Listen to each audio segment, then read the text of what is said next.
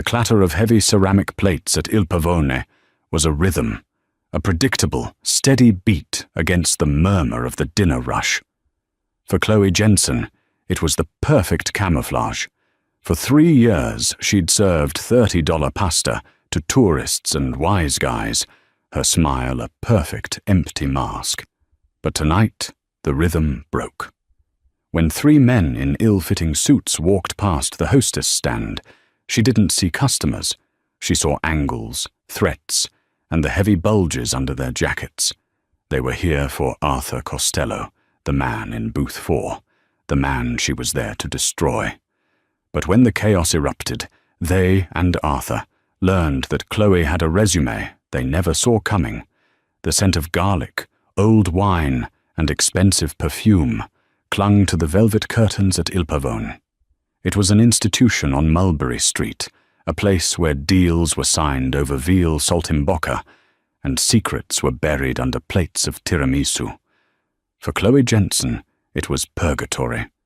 She balanced 3 plates on her left arm, the muscles in her forearm burning with a familiar ache. "Here we are, folks, the rigatoni for you, and the branzino. Careful, the plate is very hot."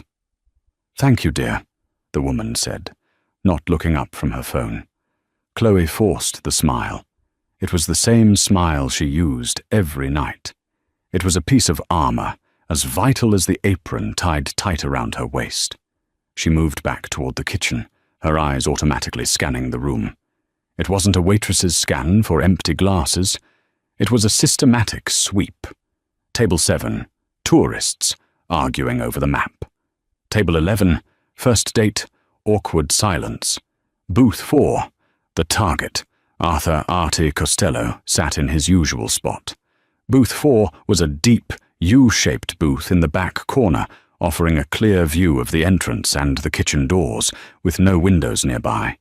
He was a man carved from old-world granite, his face a road map of brutal decisions. He was flanked, as always, by his 2 bodyguards. Frank, a mountain of a man, sat in the booth with him. Leo, younger and twitchier, sat at the small 2-top table just adjacent, acting as a lookout. Artie was a creature of absolute, unbending routine. Tuesday nights, 8 p.m., booth 4, a bottle of the 98 Brunello and the Osso Buco. For 3 years, Chloe had studied this routine. She'd memorized the way he tasted his wine, a small, sharp sniff, then a thoughtful sip, the way he never sat with his back to a door, the way his eyes, though heavy-lidded, missed nothing. She had gotten this job, endured the low pay, the sore feet, and the leering comments from kitchen staff, for one reason: to get close to Arthur Costello, to learn his life, his habits, and his weaknesses. Because 15 years ago, Arthur Costello had presided over the hostile takeover of the city's shipping unions, a takeover that had left her father, Robert Jensen, a regrettable accident at the bottom of a dry dock. Chloe's life had split in 2 that day, the life before, of a teenager planning for college, and the life after, foster care, anger, and finally, the recruiter who saw that cold, focused rage and offered her a path. 6 years in Army intelligence, specializing in close-quarters surveillance and tactical medicine. She'd served 2 tours in environments that made Mulberry Street look like a playground. When she'd been honorably discharged, she didn't know what to do. The rage was still there, a cold pilot light in her stomach. So she'd built a new identity, buried her DD-214 and her commendations deep in a safe deposit box, and applied to be a waitress at the one place her father's killer felt safe. Her plan was long. It was patient. She would wait, watch, and find the one thread that, when pulled, would unravel his entire world. Poison was too kind. A bullet was too fast. She wanted to destroy him, as he had destroyed her family. The front bell chimed. It was 8:45 p.m. Too late for the dinner rush, too early for the late-night drinkers. 3 men entered. Chloe retrieving a water pitcher from the service station. froze. Her entire body went cold. It was a feeling she hadn't had since Kandahar. It was the prickle of wrongness. They weren't tourists. They weren't businessmen. They weren't locals. The first man, the leader, was tall with pale, pitted skin. He wore a grey suit that was too tight in the shoulders. He scanned the room, his eyes sharp and dead. Let's call him Yuri. The two behind him were shorter, built like refrigerators. Mikhail and Gregor. They didn't wait for the hostess. They began moving into the dining room. Chloe's training took over. Her brain, usually foggy with exhaustion, snapped into high-definition clarity. Threat assessment: 3 hostiles, armed. Right-hand dominant, all 3. Jackets are heavy. Body armor, likely. Formation: tactical triangle. Yuri is point. Mikhail and Gregor are flankers. Objective: high-value target. That means... Her eyes darted to booth 4. Leo, the lookout, had noticed them. He was starting to stand up, his hand moving to the small of his back. Frank, in the booth with Artie, was reacting to Leo's movement, turning his head. Artie was still looking at his wine. The 3 men were 20 feet from Artie. Yuri saw Leo move. That was the signal. Chloe didn't think. She acted. She wasn't Chloe the waitress. She was Sergeant Jensen. "Get down!" she roared, her voice not a scream, but a deep, guttural command that cut through the restaurant's murmur like a cannon shot. She didn't drop and hide. She moved. In one fluid motion, she hurled the heavy glass water pitcher at the lead attacker, Yuri. It wasn't meant to stop him, but to break his focus. Yuri flinched as the pitcher shattered against his shoulder, cold water and glass spraying him. That flinch cost him 1/10 of a second. It was all Leo needed. "Gun!" Leo shouted, drawing his pistol. But Gregor, the left flanker, was faster. A suppressed thwip-thwip sound, barely audible, and Leo was slammed back against the wall. 2 red blossoms appearing on his white shirt. He slid to the floor, dead. 1 bodyguard down. Frank, inside the booth, was a bigger problem for them. He'd shoved Artie down and was drawing his own, much larger, handgun from a shoulder holster. He was a professional, but he was pinned. Mikhail, the right flanker, raised his weapon toward the booth. Chloe was already moving. She was 4 feet away, near a service stand. She grabbed a full, heavy bottle of Chianti Riserva. Mikhail wasn't looking at her. He was focused on the booth. Chloe swung the bottle in a vicious, horizontal arc, not at his head, but at his gun hand. The impact was a sickening crack of glass and bone. The gun clattered to the floor. Mikhail screamed, his hand a mangled mess. Before he could even register the pain, Chloe drove the jagged, broken neck of the bottle forward and down, jamming it deep into the soft spot, just below his ribs. A non-lethal, but utterly incapacitating blow. He gurgled, blood foaming at his lips, and collapsed. 1 attacker disabled. The restaurant was pure chaos. People were screaming, scrambling under tables. Yuri, the leader, recovered from the pitcher throw. He saw Mikhail go down. He turned his weapon on Chloe. She had no cover. She was exposed. Thwip! A bullet hissed past her ear, so close she felt the heat of its passage. Thwip! Thwip! Frank, from the booth, returned fire. His unsuppressed .45 boomed like thunder in the enclosed space. The shots were deafening. Yuri was forced to take cover behind a thick marble pillar. Gregor, the other attacker, was also firing at the booth, keeping Frank pinned. The firefight was now a triangle. Frank and Artie in the booth, Yuri at the pillar, Gregor near the bar. Chloe was in the middle, in the kill zone. She scrambled behind the heavy oak bar. She needed a weapon. She needed an advantage. She heard Frank grunt, a wet, choking sound. He'd been hit. "Artie," he coughed. "Get out. Back way." The firing from the booth stopped. Both bodyguards down. It was just Artie, pinned in the booth, and the two remaining attackers. Yuri and Gregor advanced, their movements tactical, coordinated. They were moving to flank the booth from both sides. It was over. Artie Costello was a dead man. Chloe peered over the bar. Gregor was closest to her. He was moving past, his back to her, focused on the booth. She scanned the bar. A corkscrew, a paring knife, a blender. No. Her eyes landed on the siphon for the seltzer water. A heavy, metal canister. She grabbed it. She rose from behind the bar like a ghost. Gregor heard the movement and started to turn. Chloe swung the metal canister with all her strength, connecting with the side of his head, just above the ear. The sound was a dull thud. Gregor dropped like a sack of rocks, unconscious before he hit the floor. Two attackers disabled. Now it was just Yuri. He was at the pillar, 15 feet from the booth. He heard Gregor fall.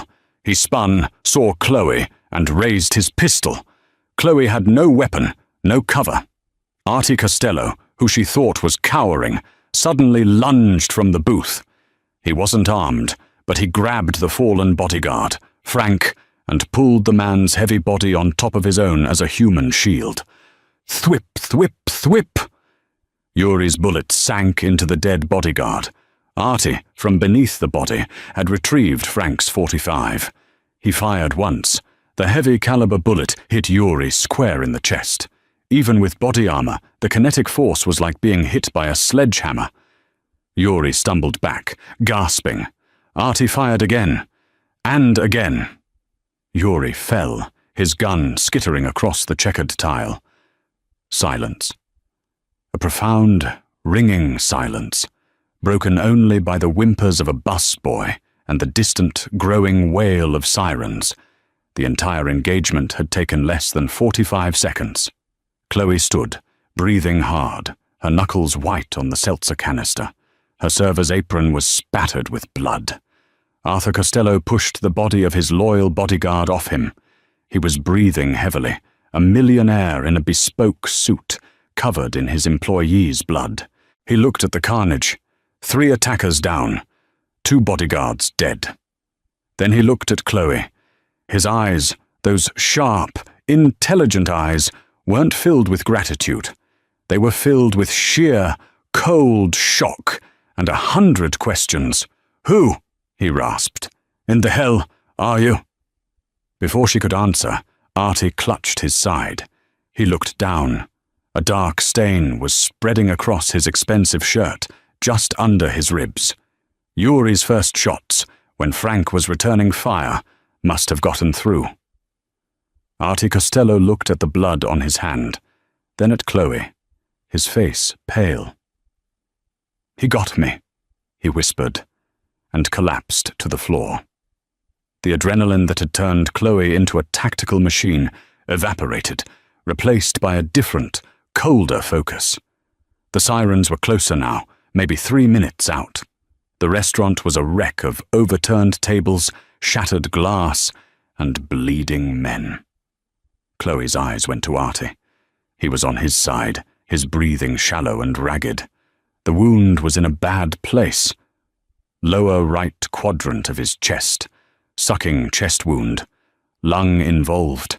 He's drowning in his own blood. The part of her that was Sergeant Jensen, the combat medic, took over. The part of her that wanted this man dead, the part that had plotted for 3 years, went silent. You don't let a man die on your watch, not even him. It was a reflex, burned into her deeper than hatred. "Call 911, she barked at the busboy, who was still hiding by the kitchen doors.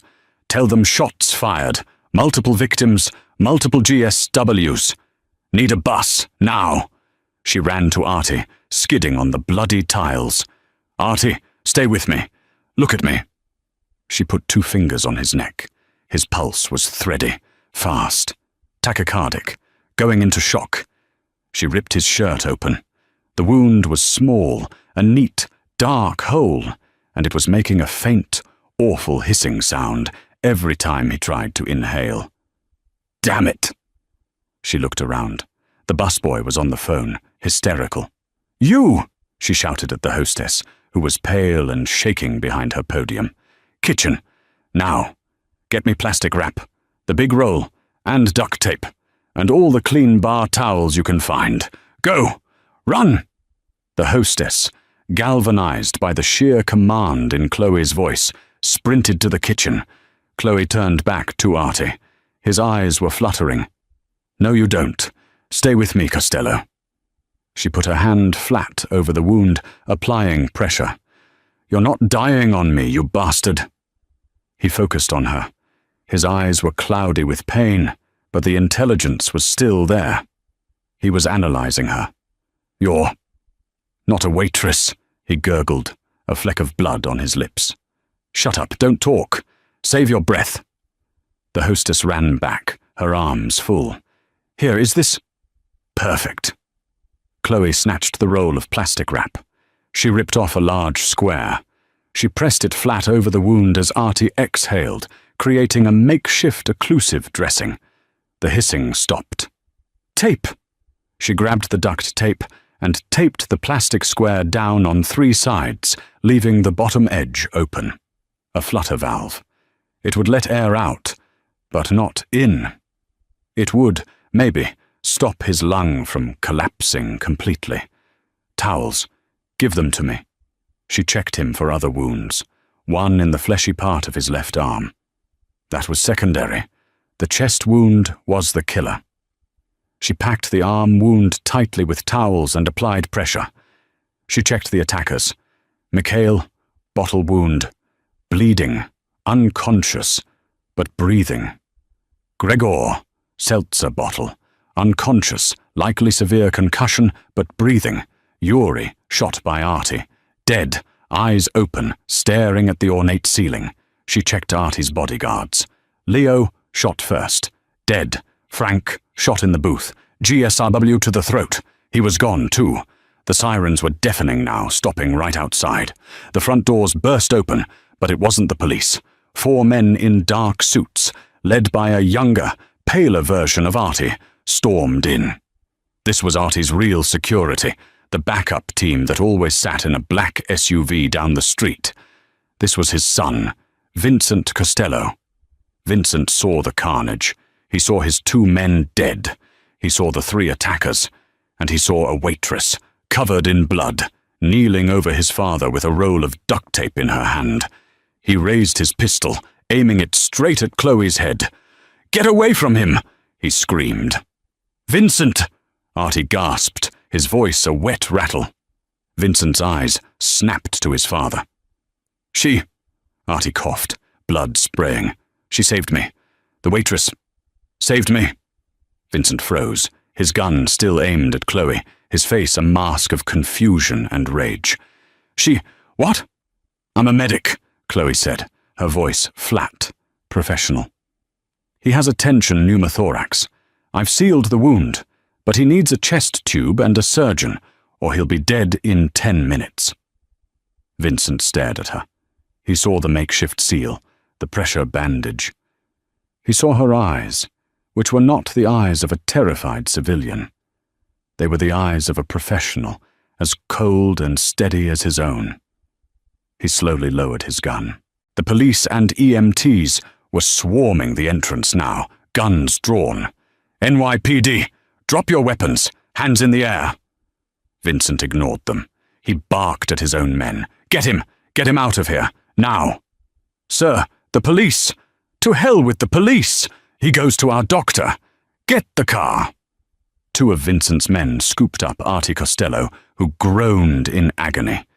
"Keep that seal on him," Chloe ordered. "Keep him on his injured side if you can. It'll help his good lung." Vincent's men looked at him. He nodded. "Do what she says." As they rushed Artie out the back door toward their armored car, Vincent turned to Chloe. The regular EMTs were trying to get in, and the police were trying to secure the scene. It was chaos.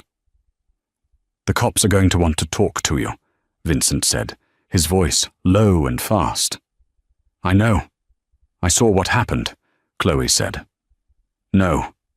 Vincent grabbed her arm, his grip like a steel vice. You're not talking to them. You're coming with me. I'm not going anywhere. You just saved the life of Arthur Costello. You're now the single most valuable witness in a mob war. The men who sent these three will come for you, and we want to know who you are. You don't have a choice." He didn't wait for an answer. He dragged her through the pandemonium of the kitchen, past the terrified staff, and shoved her out the back door into a dark alley, just as the first NYPD officers burst through the kitchen's swing doors. He threw her into the back of a black Cadillac Escalade. "Drive, Anthony!" he shouted. The doors locked, the tires screeched, and Il Pavone disappeared behind them. Chloe Jensen, Waitress, had just been officially kidnapped by the Costello crime family. The Escalade moved with the silent, predatory grace of a shark. Chloe was pressed against the door, her hands visible, her breathing controlled. Vincent Costello sat opposite her, not beside her. He was studying her, his dark eyes cataloguing every detail, the blood on her apron, the steady hands, the way she wasn't crying or hysterical. "You're not a waitress," he said. It wasn't a question. "I am," Chloe replied, her voice rough. "You get a lot of weirdos on Mulberry. You learn to handle things." Vincent let out a short, cold laugh. "Handle things. You just executed a textbook non-lethal takedown on 2 trained men and field-dressed a sucking chest wound. That's not handling things. That's tradecraft." Chloe's mind was racing. Her plan, her entire life for the past 3 years. It was gone. It had detonated in 45 seconds. The long, slow burn of revenge she had planned, bankrupting him, exposing him, ruining his name, was gone. She had saved him. The irony was so bitter it tasted like acid. She needed a new cover, a partial truth. "I was Army," she said, looking out the window as the city lights blurred into the highway. "Medic, 82nd Airborne, did a tour." "A tour where?" "Afghanistan. Kandahar." Vincent nodded slowly. That made a terrible kind of sense. "And you go from that to serving Ossobuco." "Honorable discharge," Chloe said. "The real world isn't easy. Il Pavone paid cash under the table. I needed a job. I kept my head down. Until tonight. Tonight, they brought the war to my job. I just reacted."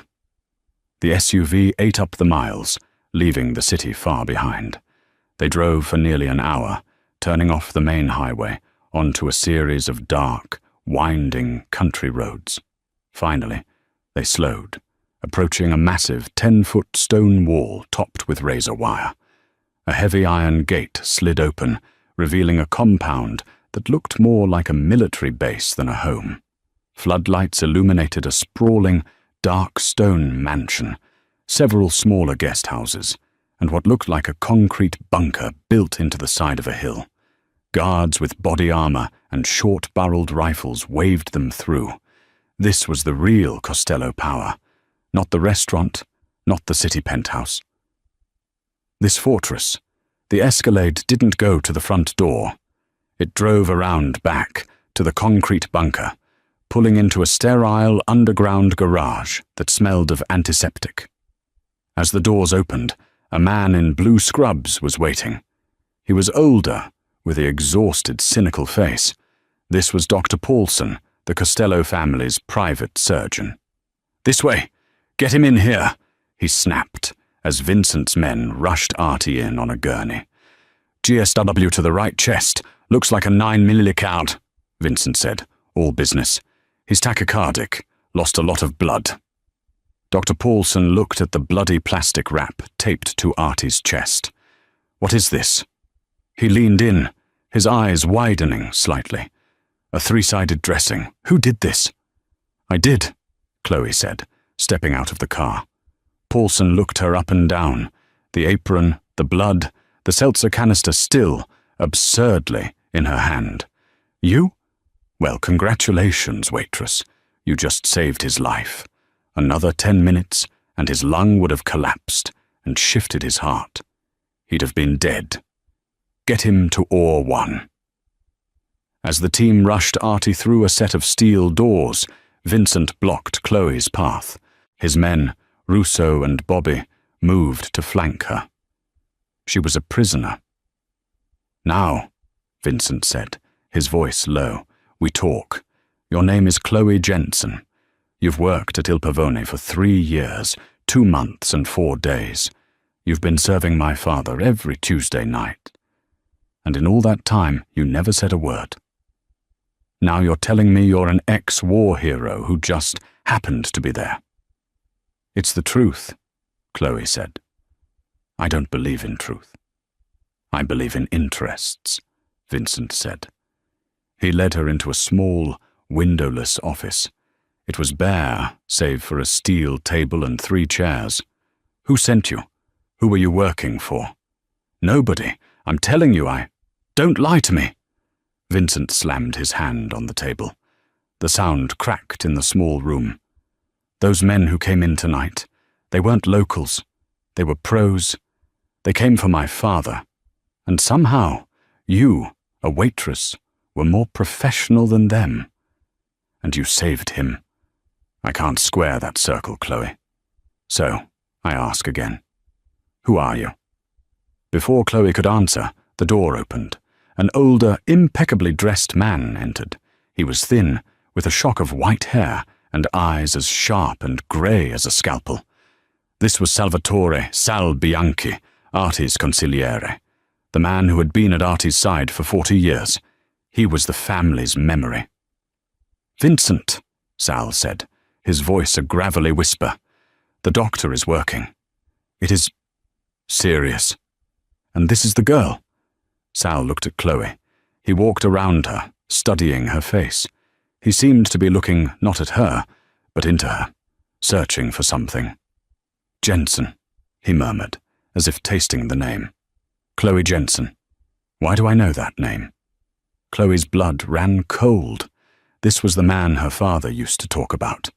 Sal Bianchi, the reasonable one, he'd called him, back when the union talks were just beginning, before they turned sour. "She says she's ex-army, Sal," Vincent said impatiently. "A medic." "No." Sal's eyes widened, a flicker of genuine shock. He leaned closer. "My God, you have his eyes. I see it now. You're Robert's girl. You're Robert Jensen's daughter." The room went absolutely silent.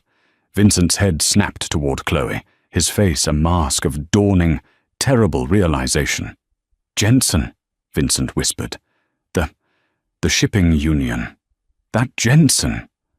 Chloe's carefully constructed cover, her partial truth, was gone.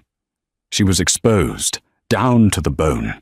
The hatred she'd kept locked down for 15 years flooded her face. "Yes," she spat, her voice dripping with a venom that shocked them both. "I'm his daughter. And you," she said, jabbing a finger at Vincent. "Your father murdered him." Vincent reacted instantly. He lunged across the table and grabbed Chloe by the throat, slamming her back against the concrete wall. His face was inches from hers, contorted in a mask of pure rage. "You!" he hissed, his grip tightening. "You've been playing us. 3 years. 3 years you've been serving him, smiling at him. You were there to kill him. Tonight! Was that your plan? Did you set him up?" Chloe choked, gagging for air. But she didn't fight. She just glared at him, her eyes burning with a cold fire. "If I wanted him dead," she gasped. "He'd be dead. I wouldn't have saved him." "Vincent!" Sal's voice was sharp. "Let her go. Now. She is of no use to us dead. And she's right. If she was part of the hit, she would have let him bleed out on the floor."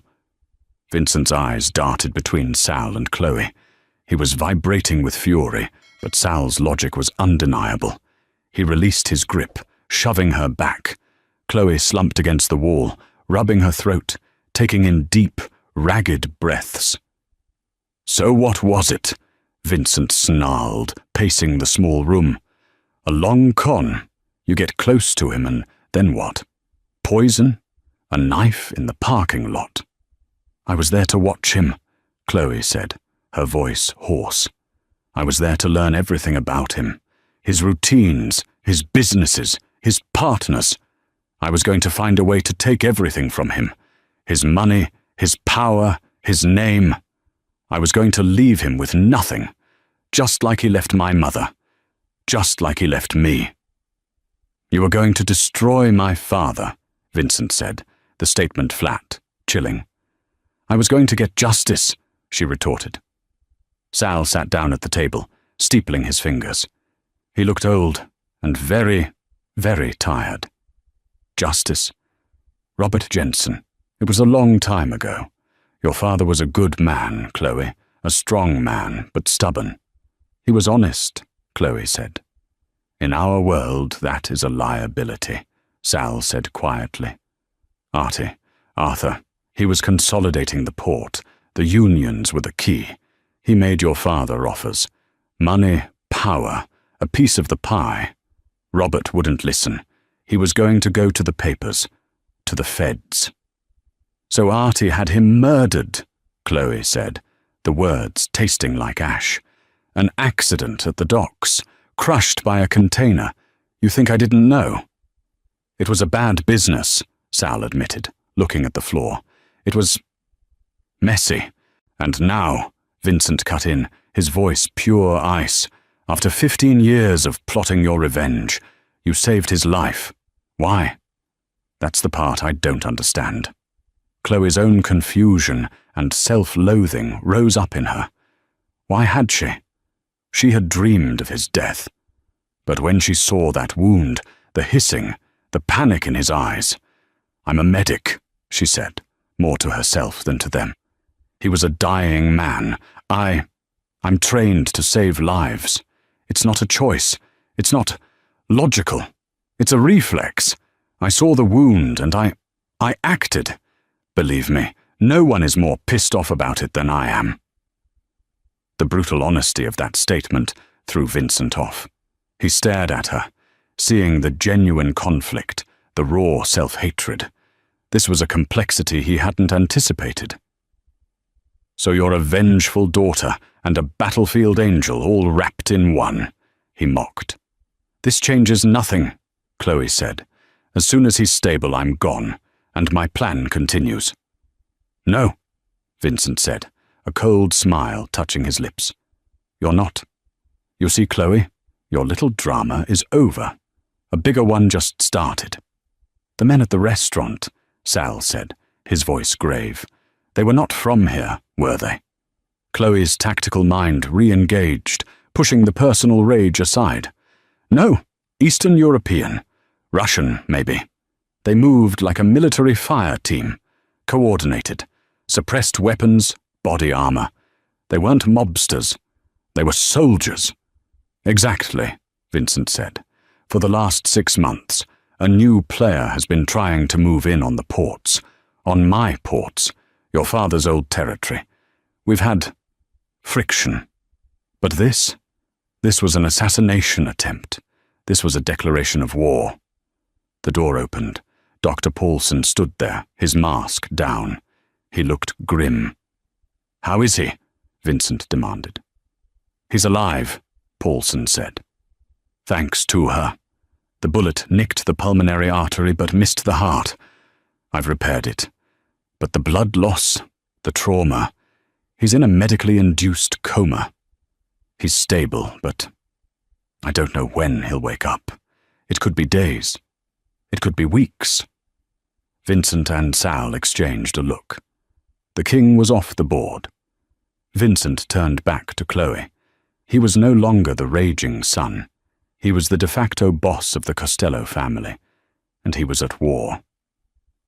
You're not going anywhere, Chloe, Vincent said, his voice quiet. You're the only person on this planet who is an expert in 2 things I suddenly, desperately need. My father's new enemies, and my father's organization. I'm not your soldier, Chloe said, backing away. This isn't my fight. You made it your fight when you saved his life, Vincent countered, moving toward her. You kept him on the board. You preserved the thing they came to destroy. That makes you their enemy. Do you think they don't know who you are? They saw you. They saw you take out 2 of their men. They will find Chloe Jensen, the waitress. They will find you, and they will kill you. Your only safe place in the world is right here, with me. Chloe knew he was right. Her old anonymous life was gone. She was a loose end, a target. And what? She scoffed. You're just going to protect me? After I told you I want to destroy your family? I don't care about your feelings, Vincent said. I care about utility. And you are suddenly very useful. Those men, you said they were like soldiers. My men, they're not. They're good at breaking legs and collecting debts. They're not ready for this. You are. You're asking me to help you, Chloe said, the irony staggering. To help you hold on to the empire my father died trying to stop. I'm asking you to help yourself, Vincent said. They're coming for us both. You fight with me. You get to live. And you get your revenge. Chloe froze. What? These men. They want the ports. They want what my father controls. They are the new monsters. You help me stop them. You help me protect this family. And when it's over, when my father wakes up, you get what you came for. I want him in jail. No, Sal said, intervening. That we cannot do. But what if you were to get justice? What if you were to take from him what he took from you? Vincent's eyes lit up, seeing the new angle. The ports, your father's old unions. You help me win this war. You help me stabilize this family. And I will give you the docks. You can run them. You can make them as clean and honest as your sainted father wanted. It will be yours. The one thing he died for. This was the ultimate deal with the devil. They were offering her the one thing she'd lost, the very thing that had cost her father his life. To get it, she had to protect the man who gave the order. I can't, she whispered. You can, Sal said, his voice gentle. You saved his life, child. Your ethics, your soul, it's already compromised. You can't be a ghost anymore. You have to choose a side. So choose the one that gives you a future. Chloe looked at the 2 men, the cold, pragmatic heir and the wise, manipulative counselor. She was trapped, but she also saw a path, a twisted, dark path. But a path. I don't want the docks, she said, her voice finding its strength. I want them. The men who did this. I want the man who sent them. You find him. I'll help you stop him. And in exchange, I want my real price. Name it, Vincent said. When Artie wakes up, I want him to tell me the truth. No lawyers, no business. I want him to look me in the eye and tell me why. I want a confession. And then I want the name of the man who did it. The one who actually swung the hook. Vincent and Sal looked at each other. This was possible. And one other thing, Chloe said.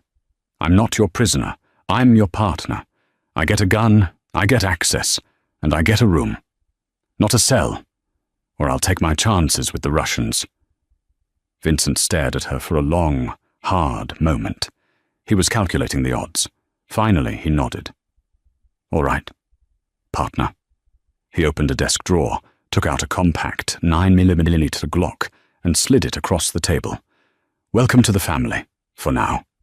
He turned to one of his men. Russo, take Miss Jensen to the East Wing. Get her cleaned up. She's working with Sal. Find out who those men were. Find out where they sleep. And then find out where their boss is. Russo nodded, his eyes wide with a new, grudging respect for the waitress. Chloe picked up the gun. The weight was familiar, comforting.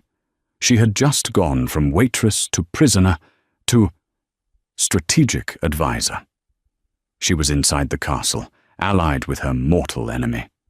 Her father's ghost screamed in protest, but Sergeant Jensen's instincts told her she had just made the only move on the board. The next week was a blur.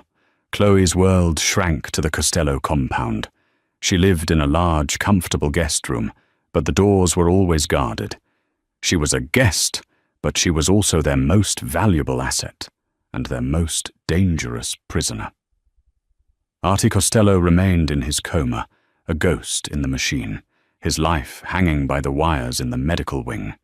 Vincent was now, in effect, the boss, and he was a boss under siege. The attack at Il Pavone was just the opening salvo. 2 days later, a shipping container full of Costello-controlled electronics vanished from the port. The next day, one of Artie's top earners, a lone shark named Petey Palms, was found executed in his car, a method so brutal it was clearly a message. Vincent was losing control. His capos were spooked. They were demanding action. "We hit 'em back!" One of them, a hothead named Gino, shouted during a meeting in the war room. "We find every Russian bastard in this city and we put 'em in the ground." "And where do we look, Gino?" Vincent shot back, his nerves frayed. "You have any idea who they are? What they're called? Where they are? We're fighting shadows." "They're not shadows." Chloe's voice cut through the cigar smoke. All eyes turned to her. She stood at the back of the room, dressed in new, practical clothes, her arm in a sling from a training accident. She'd been keeping sharp in the compound's gym. She walked to the large map of the city. "They're soldiers. And soldiers have a supply line. They have a base. You're trying to fight a war. I'm telling you to win an intelligence op." For 3 days, she and Sal had been living in the comms room. Sal, with his encyclopedic knowledge of the city's underbelly, and Chloe, with her military intel training. They were a strange but effective team. "The attackers from the restaurant," Chloe said. "Their suits were cheap, but their weapons, their body armor, that was high grade, surplus military, hard to get. We've been tracking illegal arms sales, and we found a match." She pointed to a warehouse in Red Hook, Brooklyn. "This warehouse, it's owned by a shell corporation, which is fronted by a vodka import company. Vostrov Imports," Sal added, "run by a man named Anton Volkov." "Volkov," Vincent said, the name tasting like poison. "He's the one who's been pushing." "He's not just pushing. He's invading," Chloe said. "He's Bratva, not just mob.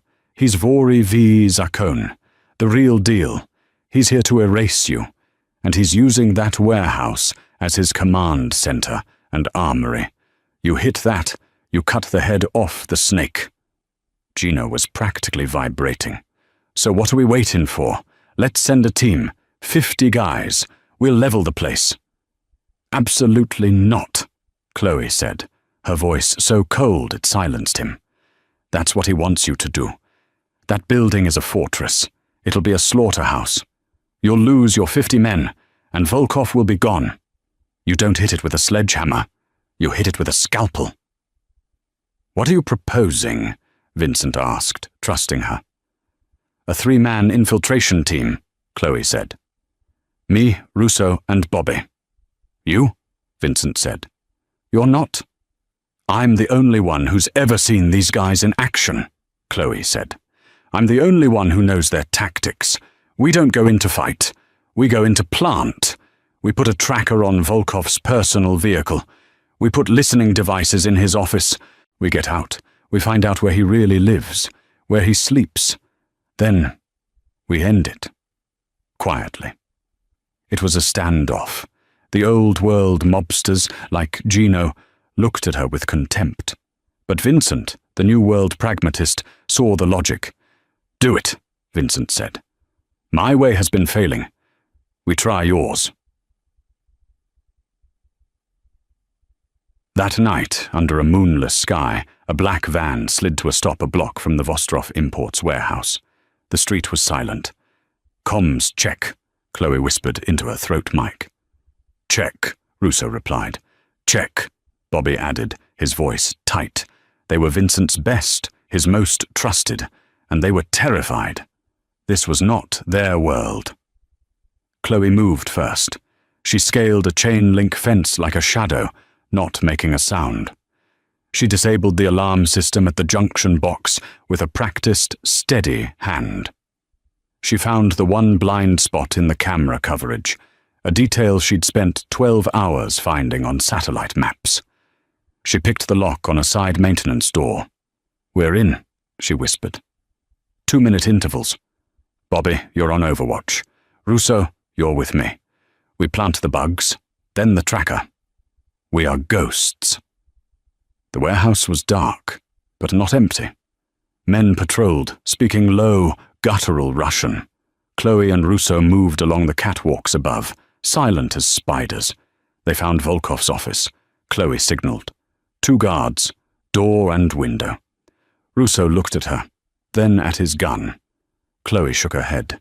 She dropped a small metal ball bearing onto the metal gantry 20 yards away. Clink, clink, clatter. Both guards tensed. Stoeto, one whispered. They moved as one to investigate the sound. In that instant, Chloe and Russo slipped into the office, planted 3 bugs under the desk and behind a painting, and were out again in under 30 seconds. The guards returned, finding nothing. Phase 1 complete, Chloe whispered. To the garage. Volkov's car. They moved to the internal garage. A black, armored Mercedes G-Wagon was parked there. He's here, Russo breathed. Good, Chloe said. She was crawling under the chassis, her arm aching, when she heard the shout. Bobby, on overwatch, had been spotted. An alarm blared. Floodlights snapped on. Coyote! Trevoga! Bobby, get out! Get to the van! Chloe yelled. A firefight erupted. Bobby was returning fire, but he was pinned down. Russo, lay down suppression fire on that door. Cover him! Russo opened up with his submachine gun, the noise deafening. The tracker! Russo yelled at Chloe. Damn it!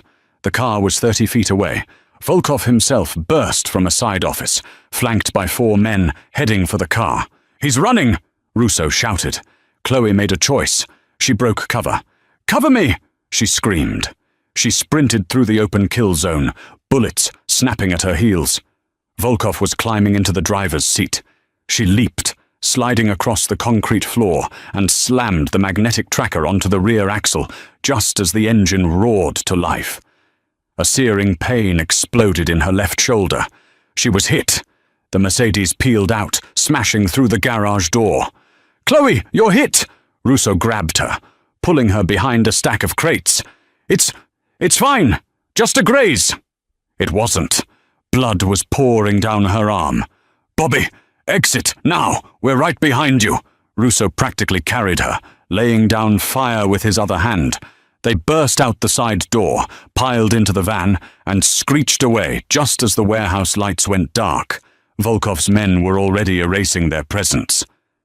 In the back of the van, Chloe was pale, gritting her teeth against the pain. Did you get it? Bobby asked, his face white. Chloe's hand went to her earpiece, where a small receiver was blinking, a steady beep, beep, beep. She smiled, blood on her teeth. Got him.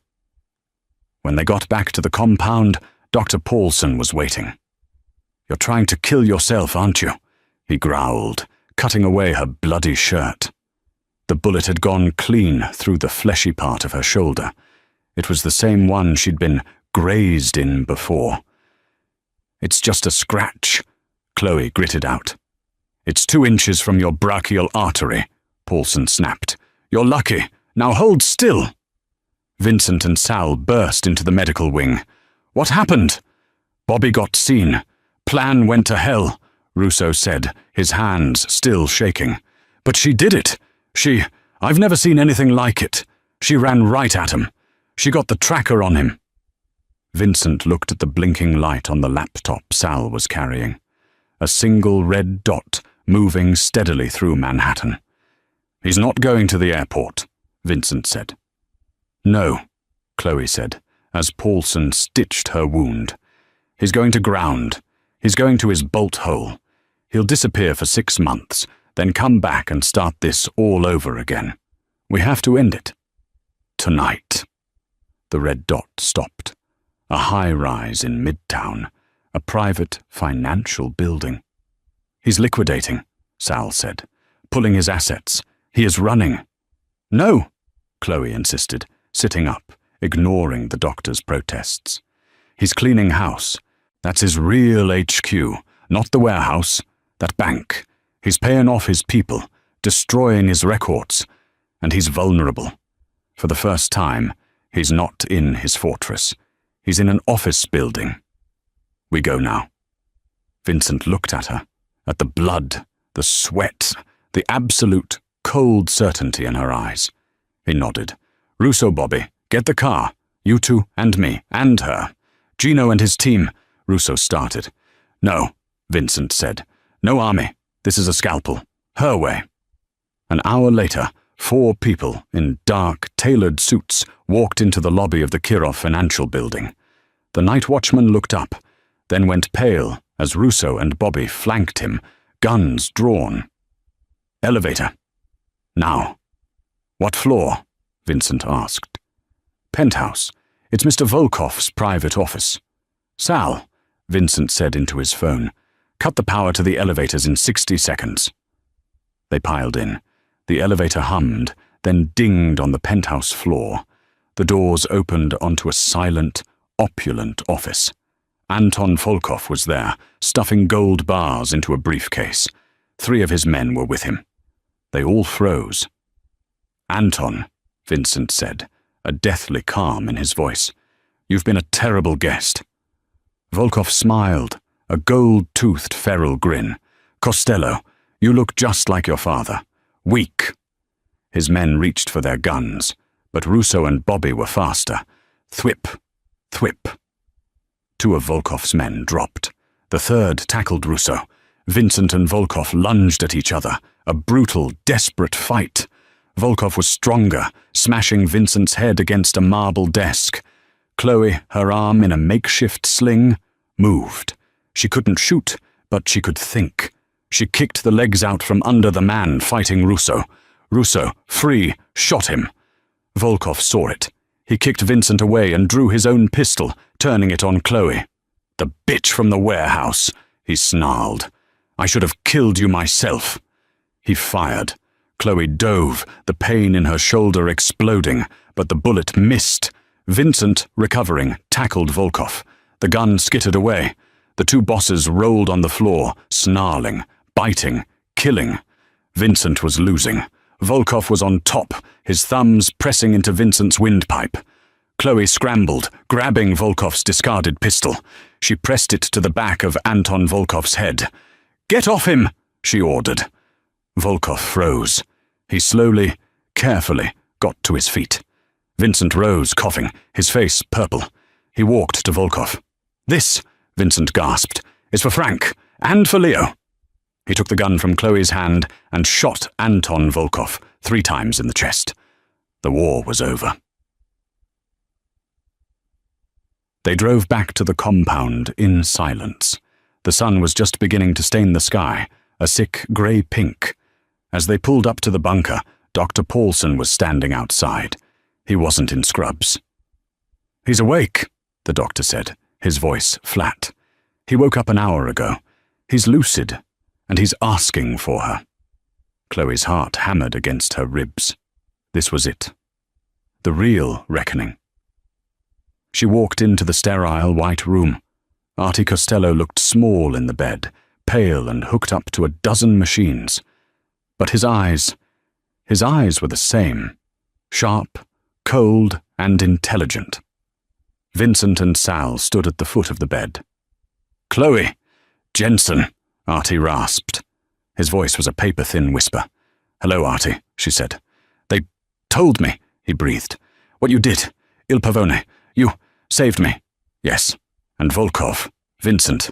He told me. You saved us. All of us. My entire organization. Yes. Why? He whispered. I had a deal with your son, Chloe said, her voice steady. I help him, and when you wake up, you give me the truth. Artie looked at Vincent, who nodded. The truth, Chloe pressed. About my father, Robert Jensen. No business, no messy. The truth. Artie Costello held her gaze. For a full minute, the only sound was the beep of the heart monitor. He was an honest man, Artie finally whispered. That's why he had to die. I offered him everything. Money. Partnership. He said no. He called me a cancer. He said he'd go to the feds, the Times. He was going to burn down 30 years of my life. For principle. So you had him killed, Chloe said. I gave the order, Artie said, his voice finding a sliver of its old strength. Yes, I'd do it again. But the man I sent. He was a brute. He was supposed to make it clean, an accident, but he got angry. He made it an example. I am not sorry for the order, Chloe, but I am sorry for the way it was done, for what it did to you. There it was, the confession she had waited 15 years to hear, the rage she had nurtured for half her life. It didn't vanish. It just felt heavy and old. Who? Chloe asked, her voice shaking. Who was the man? Benny the Hook Gallo, Sal said, his voice quiet. He's been dead 10 years, drank himself into the grave. The final thread. Gone. Chloe stood there, the entire purpose of her life fulfilled and empty, all at once. So what now? She asked, looking at the man in the bed. I'm a loose end. You kill me? Artie Costello looked at his son. He looked at Sal. Then he looked at Chloe, at the new stitches in her shoulder, at the gun on her hip, at the cold, capable strength in her eyes. He gave a small, dry chuckle. Kill you, he rasped. Child, you're the most valuable person in this room. Your family, in a twisted way. You saved my life. You saved my son's life. You saved everything. He took a shaky breath. There's a place for you here, if you want it. Vincent, he's smart, but he's hot. You're cold. You're a strategist. I need you. It was the ultimate, grotesque irony. A job offer. Chloe looked at the man who murdered her father, and she looked at Vincent, a man she respected and hated in equal measure. She was a soldier with no war, a medic with no one to save, an avenger with no one left to punish, or maybe she just had a new, bigger army. Chloe thought of the 15 years she'd spent in the dark. She finally smiled, a real smile. It felt strange. I'll need a new apron, she said, and a much better salary. And so, the waitress, the soldier, and the avenger became something new, a queen. Chloe Jensen's quest for revenge ended not with a bang, but with a bargain. She didn't destroy the Costello family. She inherited it. The line between justice and vengeance, between hero and villain, blurred until it disappeared completely. She came to burn down the castle, but found herself sitting on the throne. What do you think of Chloe's choice? Was it justice or the ultimate corruption? Let me know your thoughts in the comments below. This was a wild ride, and if you enjoyed this story, please show your support. Hit that like button, share this video with a friend who loves a good twist, and most importantly, subscribe to the channel for more dark, dramatic stories just like this one. Thanks for listening. Thanks.